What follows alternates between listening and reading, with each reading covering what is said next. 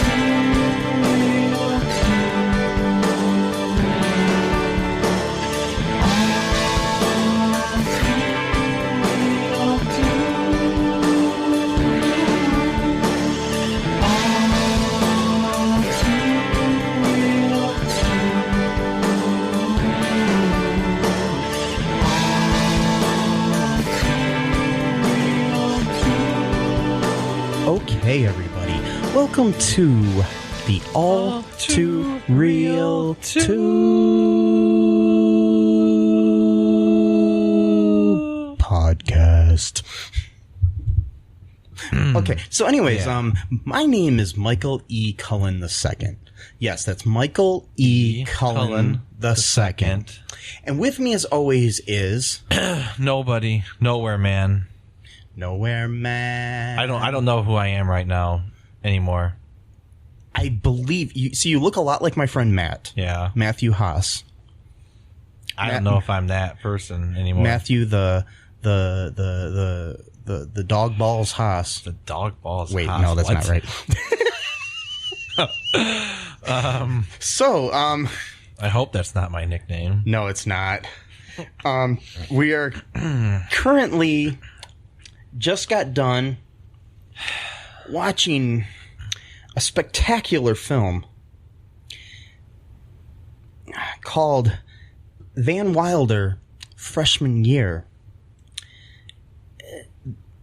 It is the prequel to National Lampoon's Van Wilder. This movie came out in 2009, Matt. Yep. Do you think the title was appropriate? I thought it would be better if it was called Freshman Beer because of like the whole party college, thing. What do you mean? Like the whole stereotypical party, like, college. You go to college and you have dorm room parties and you drink beer and you smoke up and what's beer? Beer is like an alcoholic beverage, Can you draw me a picture of beer? Yeah. Not really, no. Okay. I mean, I don't know how I'd draw a picture of beer. Because I'm confused. You know, it's beer. Oh, beer. Beer. Yeah, like EER. Yeah, what did you think I was saying? I thought it was beer, like with an A, and then I was like, that's pronounced bear. Who has college bears? Some colleges have bears as their mascot. Well, yes, mascots, but not as a party. I mean, I hope not. Bears just don't show up at parties. Well, at least... It might be kind of fun. Not those kind of bears. Oh, yeah. By the way, there's lots of homophobic humor in this movie. Exactly. So that's why I'm doing that. Yeah, might be kind of fun for some guys. You know, I mean, I don't know. Anyways, so do you? Yep. Be all you can be. Yeah. That's another good saying for this. Yeah, for this movie. Anyways, so this movie was directed by Harvey Glazer. I thought you were going to say Harvey Weinstein for a second. No, not Harvey Weinstein. No. This guy has also directed Me. The most famous movie that he's directed, besides this, because I've never really heard of any of the other ones, is Kickin' It Old School, starring Jamie Kennedy. Wow. Yeah. What's that movie about?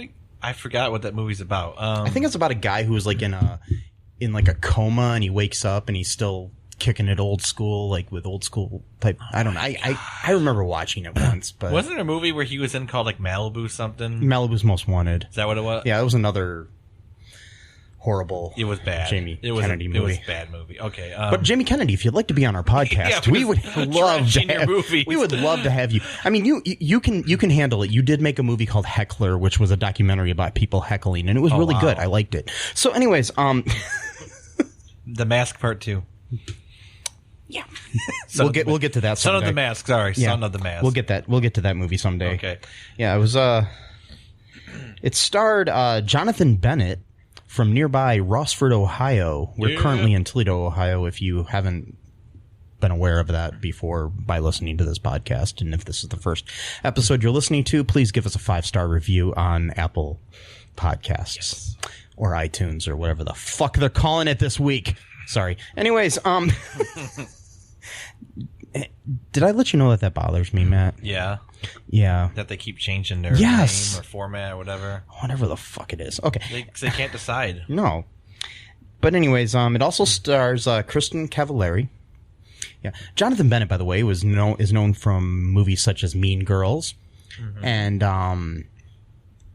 the direct-to-video prequel to Dukes of Hazzard.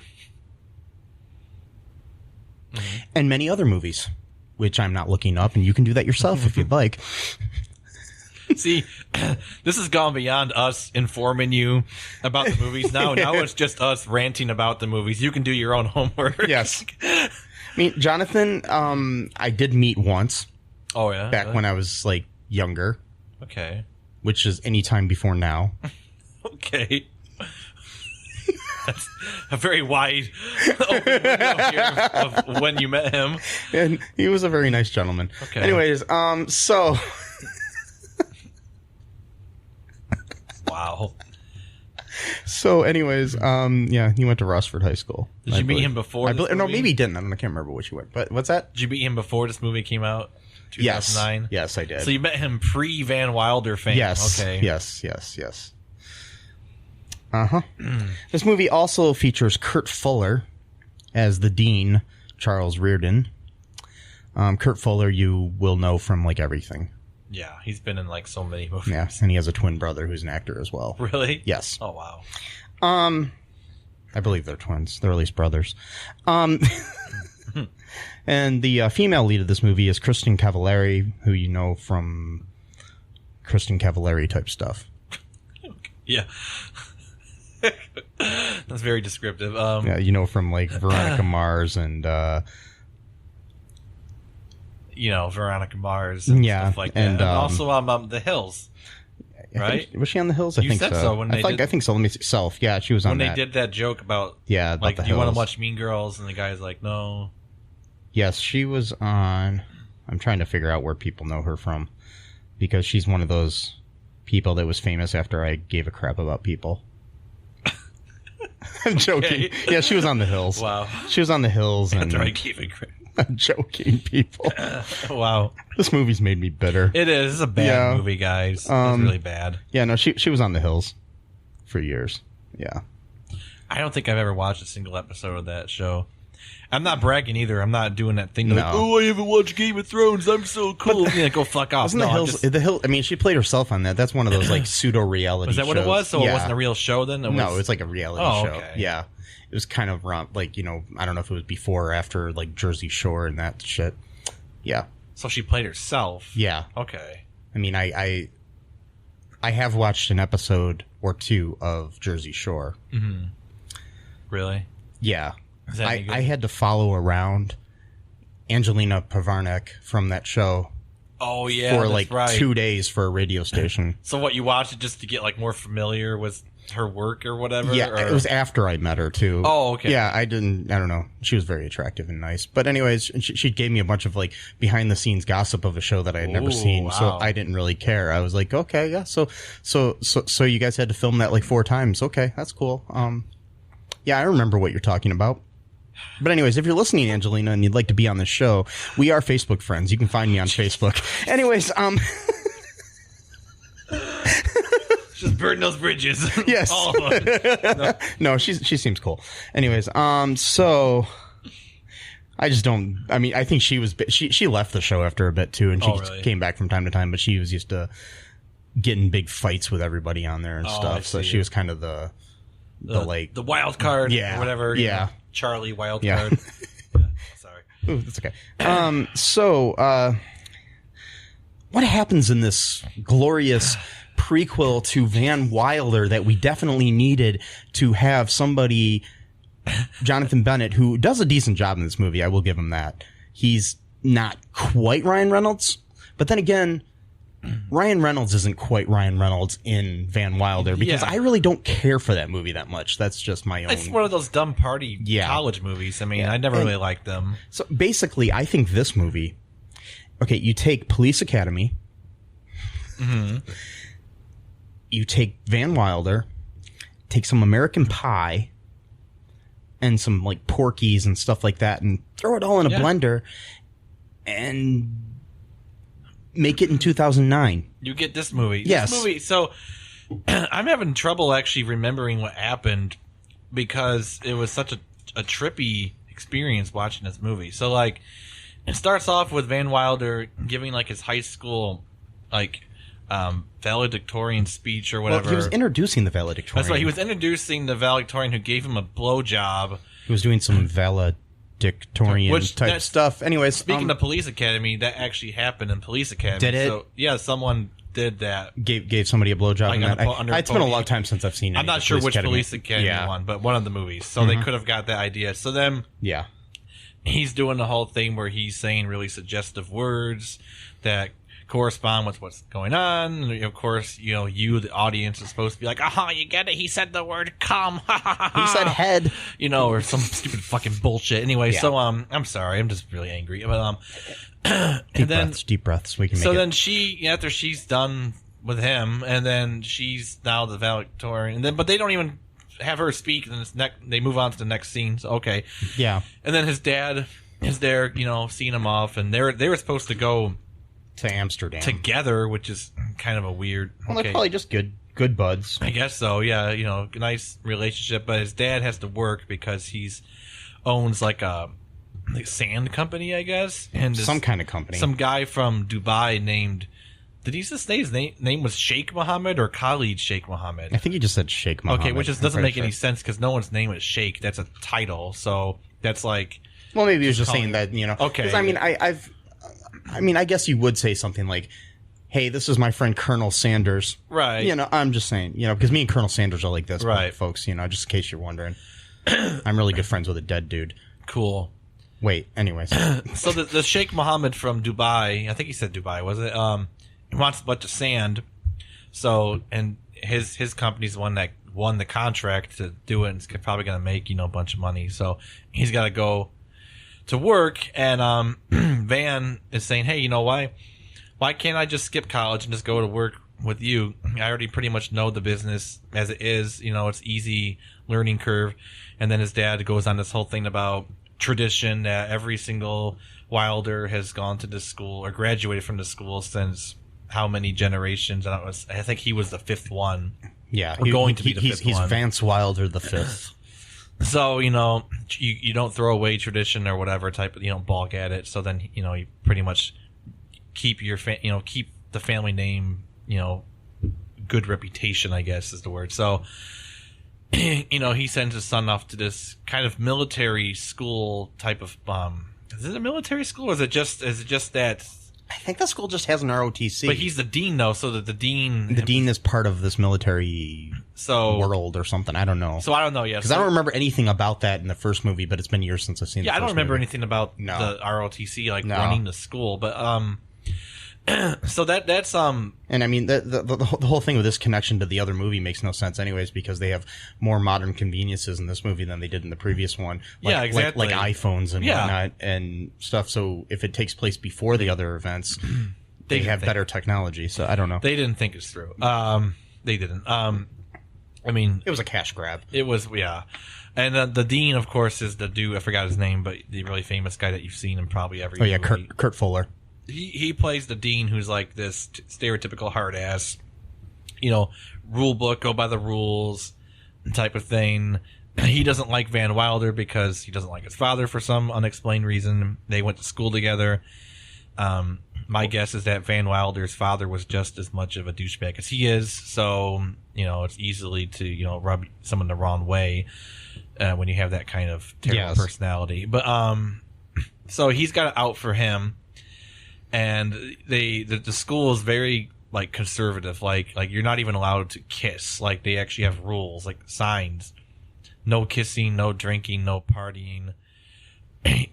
I've heard of like, you know, basic rules when it comes to like dormitories and stuff like that, like no drinking, no drugs, you know, type of thing, no parties, you know, segregate the sexes, stuff like that, but I never heard of any school saying you can't kiss. That seems like a weird type of rule, but yeah, it's made up for this fucking movie. I'm pretty sure it is. Yeah. I don't think you can legally even do that. I mean, I don't know. I don't think you can legally outlaw kissing. Right. So I don't know. I mean, at least not in 2009. Yeah, maybe in 2019, since we're going backwards. Yeah. Anyway, so because eventually we'll be like the town in Footloose, and you can't dance. Yeah, pretty much. Mm-hmm. Anyway, nationwide and Nationwide is on your side. Nationwide, if you would like to sponsor us, we can sing that every frickin' time we talk about you in that beautiful tone we just did. Yes. Nationwide is on your side. Whoa, that was that's a nice little vibrato there. I like you almost sounded like Ethel Merman there. Wow.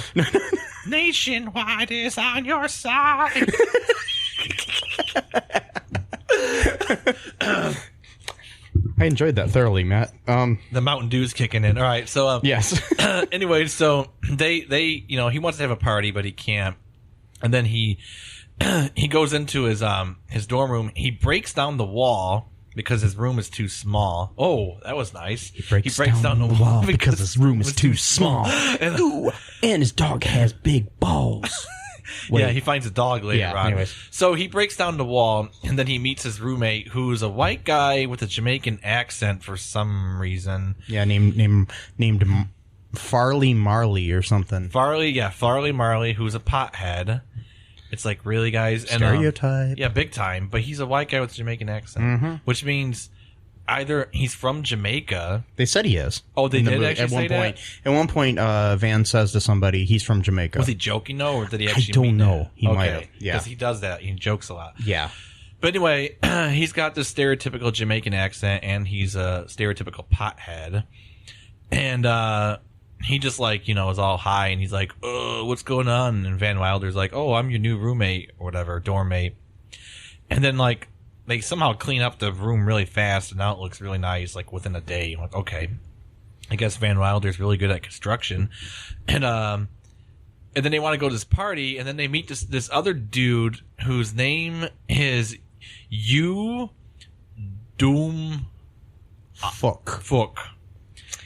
And when they introduce him, they play really stereotypical Asian music as soon as they open the door and they show him. Yeah, by the way, Kurt Fuller doesn't have a brother. I was just looking that up, and I thought he did. I was mistaking him with another actor. So, that's fine. But yeah, I just wanted to correct that so I didn't seem stupid to people. I'm not going to edit it out, so you do know that I make mistakes. Yeah. I would admit to my mistakes. Yeah. Unlike certain people. Yeah. Trump. Anyways, you want to take over now from the you doom fuck? Okay, so he meets that guy, who we find out something about later. Yeah. Anyways, so this movie sucks. Anyways, I mean, I've seen worse. Yeah, Inspector Gadget 2. Yeah. Is worse. Yeah. I don't know though, really, to be honest. I mean, we also have the main like other antagonist is played by Steve Talley, who you will know as Dwight Stifler in 2 of the American Pie Presents films. Yes. He basically plays in those movies a Van Wilder type character. Because he's like the kind of ceremony, party guy. And yeah, those movies are actually better than this movie. Yep. Can't believe I'm saying that. They are. Yeah. Yep. A movie that made me wish for American Pie Presents Naked Mile. I couldn't even finish that movie. No. But it is better than this movie. Yeah, it is. Yes. It's actually funny in parts. Mm-hmm. This one is too, sometimes. I will give them that. I did chuckle a few times. There's a few lines. Yeah. But the thing is, it's one of those chuckles that I don't even remember what I chuckled about. Yeah, either do I. At the moment, they were funny. But right now, I do not remember much of the film. So you want me to keep talking? Maybe for a minute. I'm just trying to think here. So they meet you. You don't fuck. And he brings a goose or a duck for dinner. Yeah. Which for the party. Another stereotypical thing. And he has a hatchet with him. Yes. That he cuts the head off of the duck or whatever. Mm-hmm. And then he's talking about wanting to. That's right, because they were going to throw a party, but no one showed up. And then this guy showed up, and then he's got has an old porn magazine from the 70s, like 1979 or something. Playpen magazine. That's right, Playpen, which is the stereotypical TV magazine when they can't use Playboy or Penthouse. They come up with Playpen. Got it. Yeah, that's cool. I'm pretty sure that was one of the several magazines that Al Bundy used to read on Married with Children or something. Yeah, I love that show. Mm-hmm. Sort of. I mean, it's terrible, but it's good. It's good, terrible. Anyway, so he wants to. He's looking at the mag.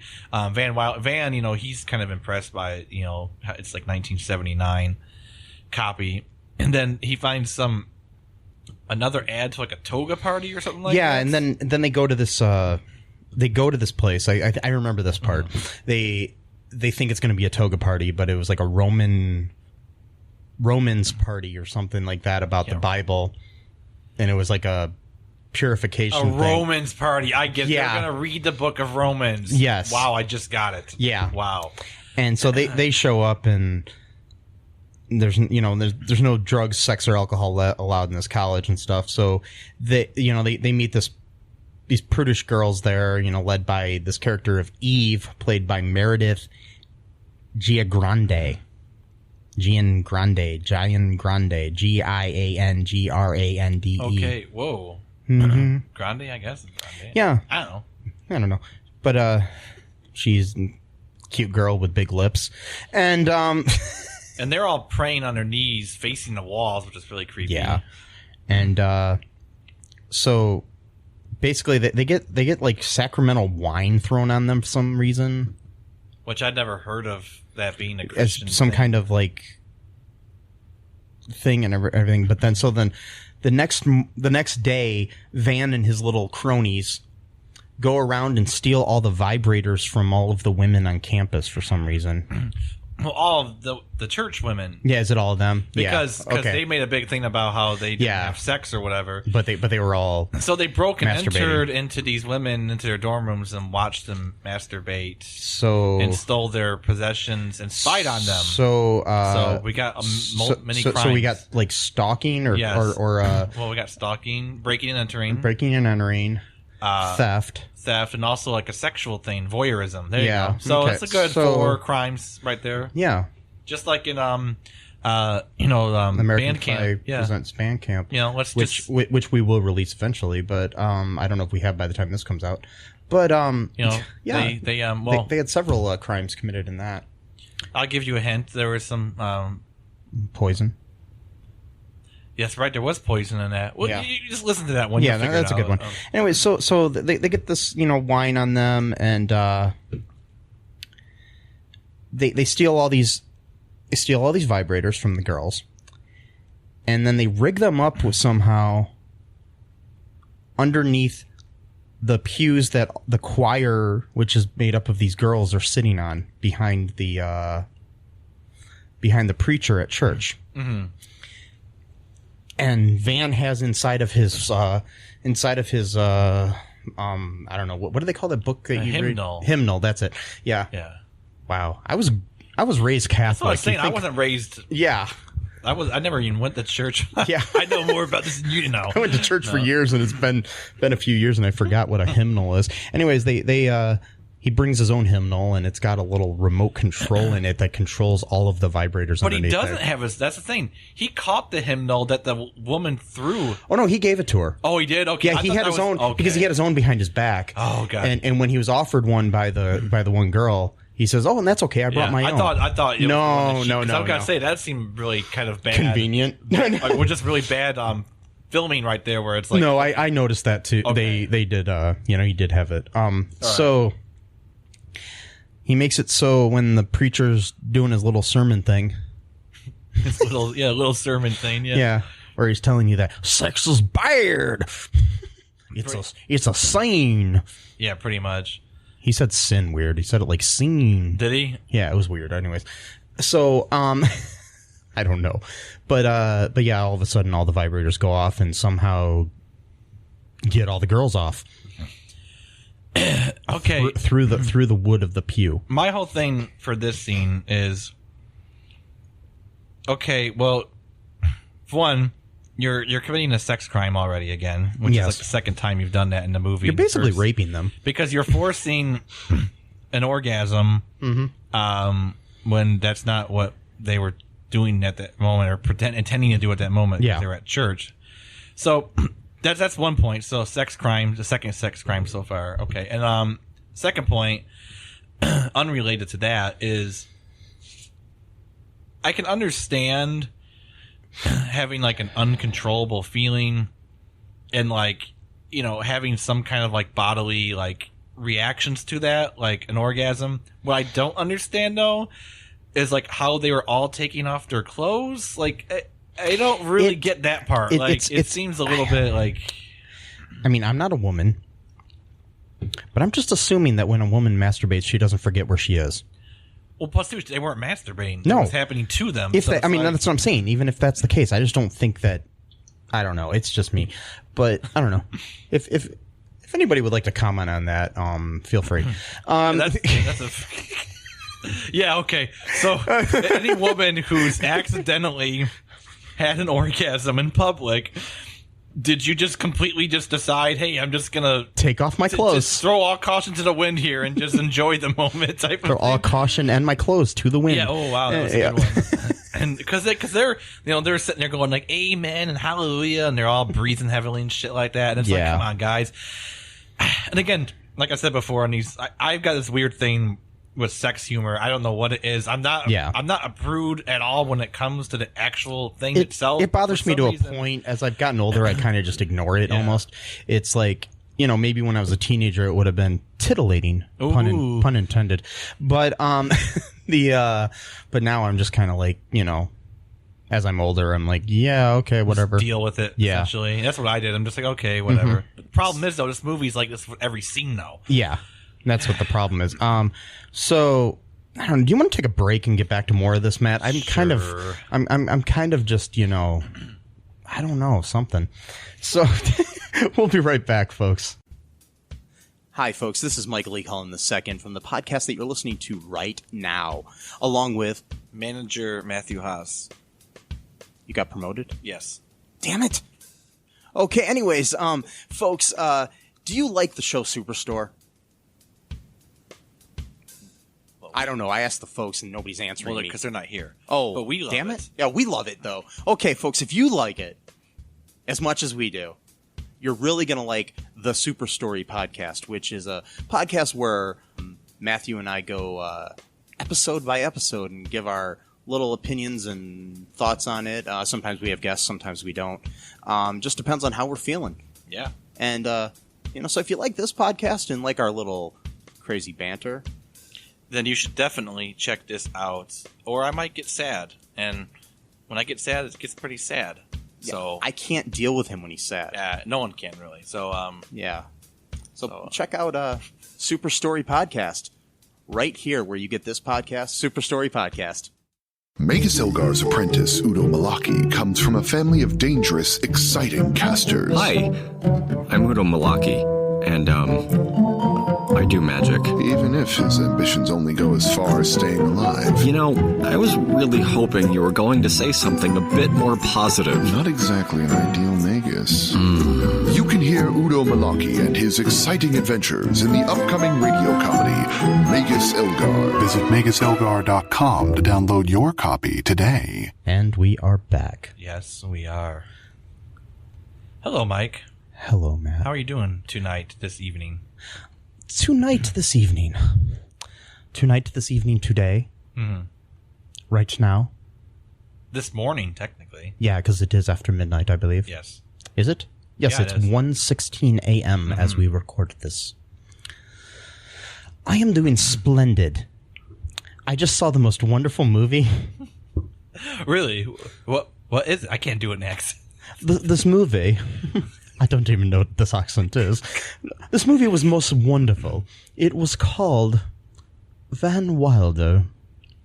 Freshman year. It was about this very studious man named Vance Wilder V. What did he study, pray tell? God damn it. I don't know, pray tell. I don't know. Pray tell. What doesn't make any sense? As Mike just pointed out to me, we're on like minute 28 now of our podcast, and we've only talked about the first 15 minutes of the movie, so we're going to have to speed this up a little bit. Otherwise, it's going to be like a 3-hour long podcast for an hour and a half movie. So Pray tell. yeah. What does it mean to pray tell? I don't know what that means. I guess they're praying that you tell them, but are you praying to them? Or are you praying to God Or are you to praying guide to- them to tell you? Is there a saint tell that I'm Because praying If to? you're praying to the person, that's kind of weird. I'm praying to you to tell me something. Who's tell? I don't know. And why am I praying to him? Or her? Yeah. Oh, God. Okay, anyways, so let's speed through this a little bit. Yeah. Because this movie is, oh my God. Anyways, Yeah. what are some highlights? All right, so we're going to... Or lowlights, or whatever you want to call them. speed through a little bit. So after this whole forced orgasm scene, Dean finds all the devices, and he knows it's Van, but he can't prove it. But he's got his eye on him. I got my eye on you, that whole thing. And he decides that Van and also the pothead dude and you and a bunch of other guys have to join the ROTC now. Yeah. And their drill sergeant is I forgot her name. God damn it. She was main character in the movie too. Oh, Kristen Cavallari's character? Yeah, what's her name? It's, her character's name is Caitlin. That's right, Caitlin. So Caitlin's their drill sergeant or instructor or whatever. And by the way, no offense to anybody named Caitlin, but Caitlin is one of the most generic names for all these movies. I swear that there's people in these types of movies named Caitlin all the time. Yeah, wasn't Bandcamp, wasn't... I think so. It might have been. I don't know. But still, it's like... I know. They just do like a Google search or something. And so she's the drill instructor, and then, of course, there's got to be sex humor about that. Oh, you guys... private drill instructions. That stupid bullshit. And And then he has to clean a shitter. That's right. It makes it look like he's masturbating, but it turns out that he's cleaning a toilet with a toothbrush. And then he's doing his whole jokey thing because that's all he does. I preferred the vibrating kind. That's what he said? God damn it. If he said that, I'm going to kill him. Yeah, he did say it. Okay, well, I'm going to kill him. So then she makes him... FYI, folks, Matthew Haas is not really going to kill the character of Van Wilder or Jonathan Bennett, who played him. No. Just letting you know. If either one of those people end up dead... It's not me. It's not Matt. No. He did not kill a fictional character or an actor. No. So, he does a stupid jokey bullshit, and right as he's about to clean the really nasty toilet, it goes right into a next scene where it looks like it's poop, but it turns out it's meatloaf or some mystery meat that he's getting at the school cafeteria. Yeah. And it looks absolutely disgusting, whatever it is. And then Dirk spits in it. That's right. Dirk is like the douchebag dude. He spits in it, and then Caitlin shows up, and then Van does like a 1-2 punch and says, "Oh, Dirk even offered to switch lunches with me." So then now Van gets to eat the really nice, wholesome lunch that Dirk has, and now Dirk's got to eat his nasty spit. I don't know why he ate it. Because Caitlin is like, "Oh, try it. Is it good?" Or I don't know. And it's just stupid. And it was disgusting. People do stupid things in these movies. I know that make no sense. For example, like he could have ate around the spit. That's the other thing too. He knew where he spit. There was other parts of the meatloaf or whatever gravy that weren't even there, but he could have said, "Hey, I'm not hungry." Yeah, but no, he eats his own spit, and they got to do a close up on it because it's really disgusting. I'm like, come on, this movie's so fucking gross. It is. There's so many gross scenes in this movie. I hate this movie so bad. Then okay, let's talk about the gross scenes now. Let's just get the gross scenes out of the way. Yeah. Okay. So and that way we can kind of get through the plot as we do it. Because they are kind of intertwined. Yeah. All right. So later on, we have another gross scene where they're trying to get back at the dean, and he's getting a massage from the Asian girl who's the girlfriend of you Dome Fuck. Oh, that's right. Because just like in the first Van Wilder, all of the racial minority characters had to conveniently go out with people of their same race. Yeah. Interesting. Okay, so that's the girl goes to give him a massage. But the white Jamaican guy can have sex with a black woman. That's fine. Because he can do cultural appropriation and have sex with the but the Asian character has to be with an Asian woman, just like he's culturally appropriating a woman too. Yeah, well, exactly. Yeah, I don't know. Well, I don't know about that. No, I'm just joking. But we don't want to go too far into crazy, like far left of like racism is actually non-racism if you kind of thing, where they take it to like such an extreme where it's like, don't you dare eat sushi if you're white. What? Okay, that's weird. Okay, so don't you dare eat like any food we eat in America because it all comes from a different country. Let those businesses go bankrupt without all the customers that go in there. Let's not eat pizza because it's Italian and you're not Italian, or whatever. Anyways, the thing is, I'm from German and Polish extract, guys. Yeah, I don't like fucking duck blood soup. I'm never going to eat that ever. I'm sorry, it's not going to happen. I'm primarily German and Irish, and really I don't like much German or Irish food. It sucks. So yeah, the only good for is quote unquote German chocolate cake, and even that is actually not German and necessarily because they got the fucking coconut. Yeah. Why am I getting into history lessons here? Hey. They got the coconut from going into Africa and enslaving all these people, and then they brought the coconut back to Germany as a nice little cultural thing. Then they added that to the German chocolate cake. So technically German chocolate cake isn't actually even all the way German. It's partly African, but stolen from Africa. Sorry, guys. Hey, Matt. Sorry. What? If you had a chocolate lab and a German shepherd and they had sex and had a baby, what kind of dog would it be? I don't know. A German chocolate. God damn it. Sorry for the history lesson. Anyways, the Mountain Dew is really kicked in. I am amped up right now. So. It's code red. It's code red, yeah. Mountain Dew. Anyways, so okay, basically though, they end up the dog gives him the dog that Van Wilder befriends in this movie is a primary character in the second movie in the original movie, I should say. He escaped from the animal testing lab that was just right by the whatever, and then Which probably explains why he has huge balls. but doesn't explain that they weren't missing a dog and no one found it weird that he was hanging out with this dog on campus everywhere. Everyone could see him. No. Anyway, sorry, that's the whole other. Okay, That would make too much sense. this school is weird. Yeah, and so the dog ends up giving Kurt Fuller's character a blowjob because they put peanut butter on his little soldier. Oh, God, the whole soldier at attendance bullshit. God. Okay. By the way, this guy can only get hard by singing patriotic songs, which is really fucking weird. But okay, and there probably are some people like that, So sweet land of liberty. Of the icing. Anyways, okay, so so that happened. Anyways, his wife found out. They call his wife comes in and is like, she faints, of course. Yeah, she turned into the Swedish chef, I swear. Yeah. The what? Swedish? Yeah. Anyways, so the so at the end, basically, he gets set up several times. There's another time where they get set up. Caitlin's supposed to do guard duty one night, but she also has to have dinner with her father, so Van volunteers to do the guard duty with his buddies. Why he couldn't do it just himself? If it was just going to be her doing it, well, I don't understand why he needed a whole freaking party to do it with him. I mean, it's whatever the fuck. I don't get this fucking movie. Anyways, so they bring their girlfriends along, which are a bunch of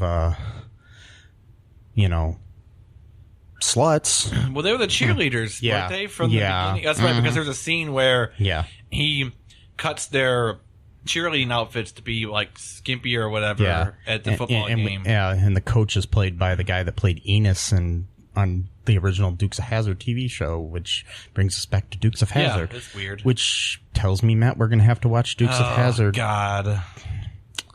Okay. And he was at the party, too. The original party after the football game, which is weird. The coach is... Okay. But anyways, so it ends up looking like Van had sex with the frickin' mean girl Eve of the Purity group who was there. Yeah, because she was trying to seduce him, and he was saying no and stuff. And then, of course, the dean called in all the people to basically catch them in the act. And it was weird because Van was actually the one telling everyone else to kind of chill out, like, hey, we're taking this a little too far type of thing. Like, because he was now, like, learning to be responsible, you see. So. Yes. Which doesn't make any sense, though, because in the original Van Wilder, he was, like, the wild child, and then by the end of that movie, he learned to be responsible. So does he do this every year, where he starts off irresponsible, then becomes responsible, and then becomes irresponsible again for the next movie? Probably. Okay, because that's not a consistent type of thing, but okay. And I think in the first movie they talked about when he was actually in college originally, and he was actually kind of a goody two-shoes when he first got there. Which doesn't make any sense. Yeah, because that just negates this whole. So they just ruined the whole plot of Van Wilder. Yeah, good job. Anyways, so this my chair's being weird, folks. Sorry. Anyways, so I thought you all would like to know that. So basically, you get in trouble with that and everything, blah, blah, blah. Van comes into this big meeting with the military type people and says that we should settle this once and for all. Winner takes all. The other has to leave campus. With the dean of the school, he can just do that. I guess. I don't know. Anyways, so the dean agrees to it. And they have this game, which is kind of like a capture the flag sort of game. But it's capture the captain or whatever of the team sort of thing. And Van's dad comes in, and he becomes the general of the one team. And then Kurt Fuller's character is the other one. And they have this fucking stupid little game, and instead of actually playing the game, Van Wilder has a big party and basically entices all of the people from Kurt Fuller's team to Yeah. do that. And they lose. And by the way, Kurt Fuller's character was going to commit murder by shooting Van Wilder in the head. Yeah, it looked like it. Yeah, And he held him with a gun, and he was going to do it, but then the dog that gave him a blowjob. and then earlier. he almost was going to shoot the dog. I know, that fuckwad piece of shit. Yeah. But anyway, it's like, okay, dude, like, how are you going to cover up that murder? I mean, like, I don't, whatever. And then this movie doesn't make any sense. So he loses, right? What happened, Mike? Yeah. So basically, they win because the dog sits on the face of the fucking dude. That's right, with his big balls. Yeah. And I don't know, Matt. And that's how it ended, right? No. Well, the movie ends then as Van and Caitlin end up together. We also found out that for some reason, was actually a guy named Steve who had been put there to watch over Van by his father as a security agent or something. And I'm just like, what the fuck was that about? I don't understand. Came out of nowhere. And why would he need... Yeah. You don't get it. I don't know. But anyways, the film ends and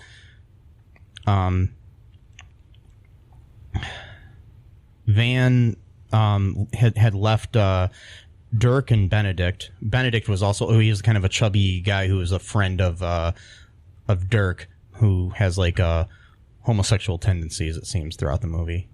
Yeah. He's probably gay and just not out of the closet. And yeah, so they get tied up to each other, and then gross shit happens.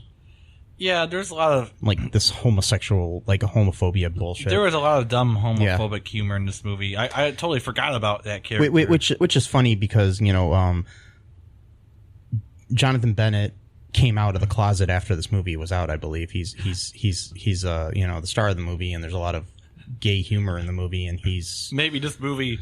Like, because it was such dumb humor, it's like, you know what, fuck you guys. Yeah. Like, you know what I mean? Like... He did a lot of these types of movies, though. I mean, I think over the years. But anyways, yeah, but basically, though, Caitlin and Van decide to, you know, finish college. They go off together on a golf cart off campus, and they're about to go fuck, basically. That's how it ends. Pretty much. Yeah. And then they do the credits, and they got bloopers. A bunch of bloopers, which were somewhat funnier than the movie, some of them. But I mean, the whole movie's a blooper. Yeah. Pretty much. I mean... So, bullshit. I don't know. Do you want to take another break, Matt? And then we'll come back and talk about some reviews of the movie from the Internet Movie Database, etc. Let's do that. All right. Hey, folks, this is Michael E. Cullen II from the podcast that you're listening to right now, along with Matthew Haas. We just wanted to tell you about our great podcast called Super. It's called All Too Real. And on that show, what do we do, Matt? We watch biopics, and then we talk about whether or not the movie matched up with the real story or not. So it's a lot more exciting than that, though. Yeah, so we analyze the real story and the real story. Get it? Get it? Real. You know? Yeah, they're spelled differently, folks. You can guess which one I said which way. Anyways, so sometimes we have a guest, sometimes we don't. But we talk about great movies like Shattered Glass and The Social Network and Futile and Stupid Gesture, among others. Those are some of the ones that we've covered so far, and we're going to cover a lot more. So please subscribe on Stitcher, Apple Podcasts, Google Podcasts, wherever you find your great, fun podcasts. And be sure to share it with your friends. Do it. And make sure you're not afraid to get all too real. Bye-bye. I just discovered something. What's that, Matt? Fans and friends and listeners of this podcast. Yes. We've been doing this show for over a year. Well, recording the show for over a year. And just now, I discovered that I don't need to hunch over and speak into the microphone. I can actually lean back in my chair and hold the microphone in a comfortable position. Yes, you can. We've been doing this for over a year. Mm-hmm. We started in May 2018. Mm-hmm. It's July 2019. As we record this, yes. 14 months. Yep. And I just discovered this right now. If I'd have known you didn't know that, I would have told you. Yeah. I've been hunching over this entire fucking time for over a goddamn year. God damn it. Sorry, Matt. It's okay. I feel bad now. That's all right. I feel like I lied to you. No, or something. you're fine. You're fine. Matt's gonna kill me after this. Nope. Folks, it's been really fun. If I'm not on future episodes, I hope you enjoy my replacement. Whoever that is. Nobody can replace you, Mike. Yep. And nobody can replace Ryan Reynolds, but Jonathan Bennett tried. Anyways, Wow. So, yeah. Do you want to... Take another break? No. We just gave her. No, do you want me to read some nice little user reviews here? Yeah, sure. Okay. All right, here's a good one I found here, Matt. By Jazzero1. Posted in October 23rd of 2010, right around Halloween. Anyways, See? What these freaking dates that people... I'm telling you, there's a connection between holidays. I mean, it is a whole week before the holidays. Well, true. Maybe this one's a coincidence, but... This is actually pretty good. Okay. First, if anyone is watching a National Lampoon movie, which this National Lampoon didn't even give the rights to their name for this movie, so I'm just letting them know that, whoever wrote this, for Oscar nominations is a fool. Second, it's actually fairly funny. They just followed the basics.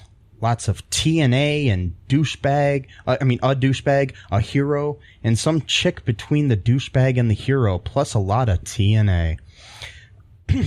Third, the only thing I didn't like is the lack of creativity of the jokes. They basically took a page out of Ace Ventura and Adam Sandler. Really now. Okay, I think Ryan Reynolds really made the first one good because, well, it was Ryan Reynolds. And even though there have been a lot of National Lampoon movies, which again, this is not a fucking National Lampoon movie, most of them were pretty ...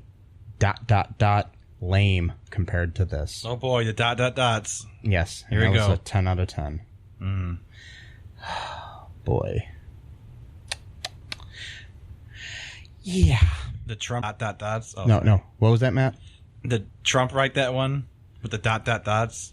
I think he did. I think he loves those dots. I think periods, whatever. I think Trump's IMDb name is Jazzero1. Yep. That sounds like him. That sounds about right. Mm-hmm. Here's another 10 out of 10, Matt. All right. It's from Pratika Rora. Okay. Prateekarora. Pratika Rora. That's how I'm pronouncing it. Sorry. It was written July 11th, 2009, just after 4th of July.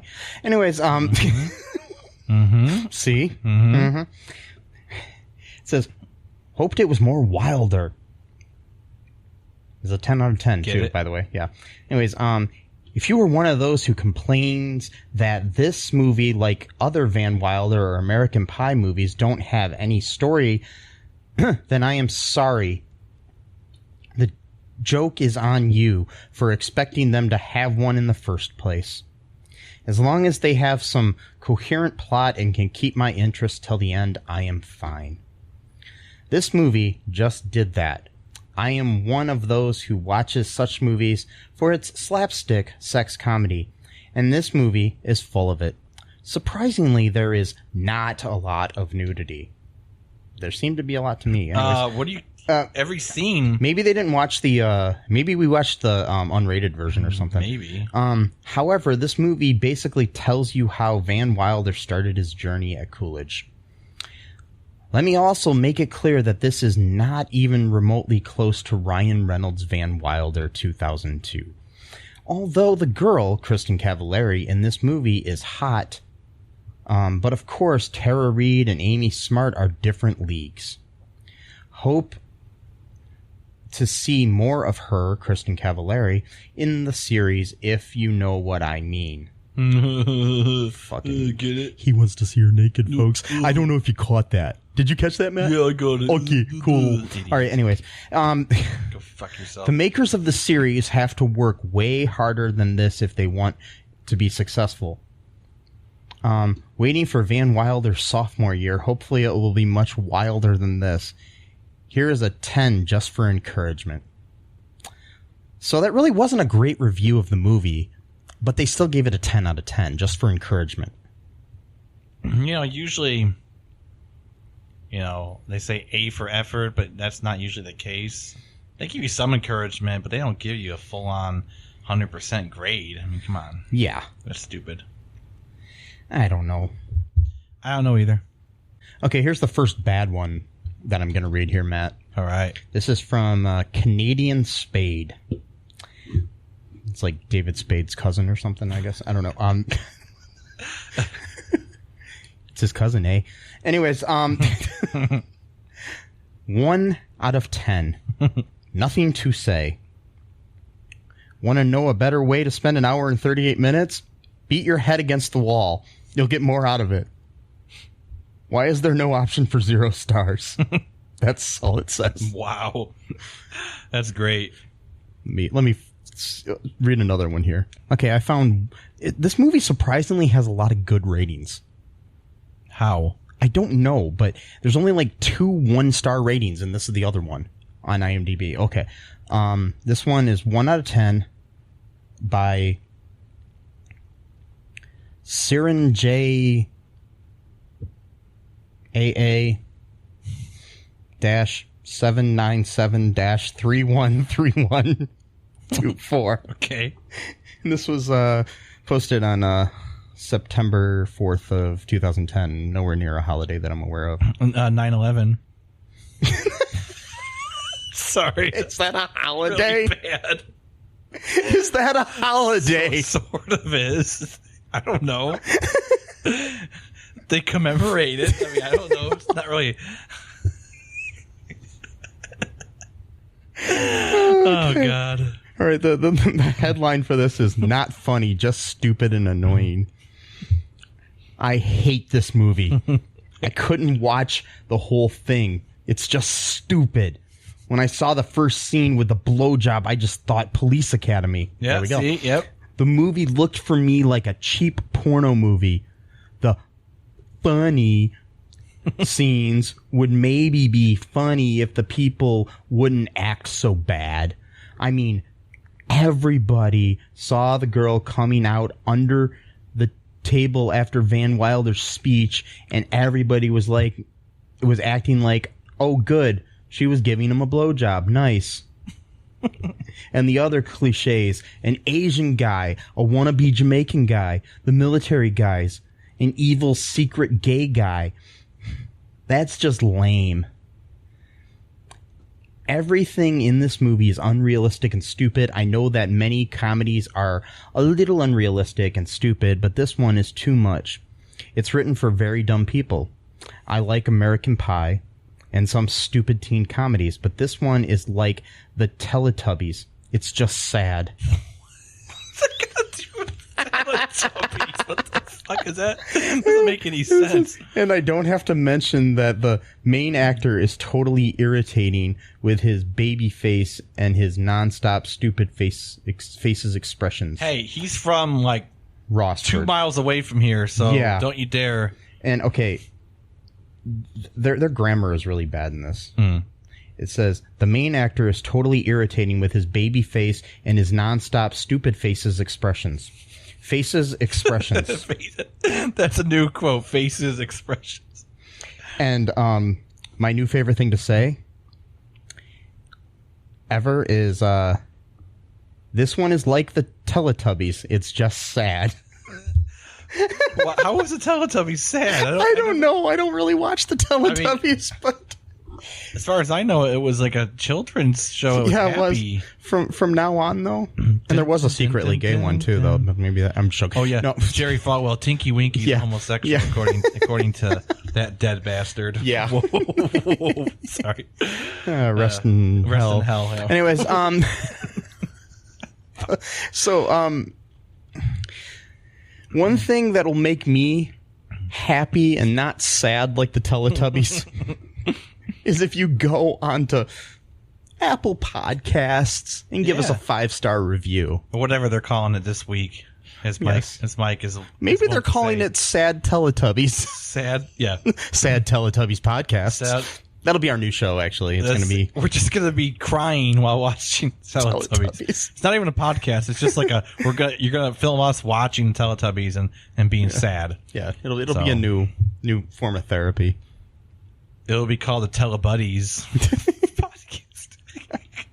If you want to see that, let us know. My name is Mike@cullenpark.com if you want to email me.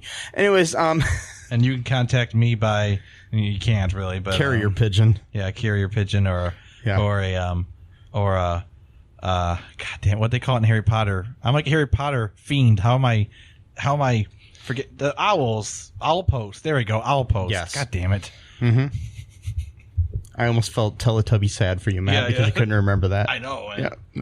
No. So I've only read those books like over 7 times, but apparently I'm okay. You got to read them 8 now. Yep. Okay. Anyways, so anything else you got to say? Would you recommend this movie to anybody, Matt? First off, before we go, like to make fun of it, like we are. But then again, though, you have to weigh in the consequences of being angry. What was one good thing about the movie, Matt?